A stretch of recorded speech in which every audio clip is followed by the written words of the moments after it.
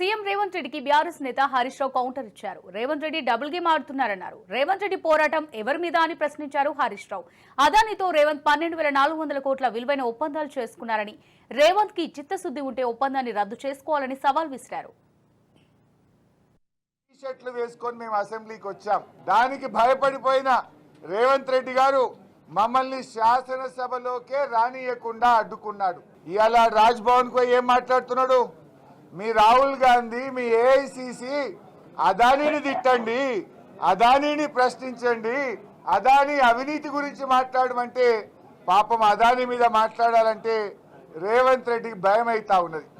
అదానీ మీద ధైర్యం జాలతలేదు మాట్లాడడానికి. రాజ్భవన్ ముంగటపై కూడా మళ్ళా బీఆర్ఎస్ పార్టీ గురించే మాట్లాడుతున్నాడు, కేసీఆర్ గురించే మాట్లాడుతున్నాడు. ఆయన నీ పోరాటం అదానీ మీద అయితే మమ్మల్ని మొదటి రోజు అసెంబ్లీకి రాకుండా ఎందుకు అడ్డుకున్నావు? అసెంబ్లీలో చర్చ చేయాలి, అదానీ రేవంత్ రెడ్డి అక్రమ సంబంధాలు బయటపడాలనే మేము మొదటి రోజు వచ్చాం. అంటే నువ్వు అదానీ మీద పోరాడే ధైర్యం నీకు లేదు.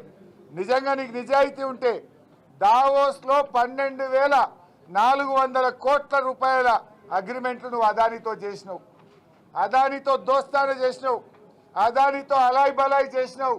నీకు నిజాయితీ ఉంటే నువ్వు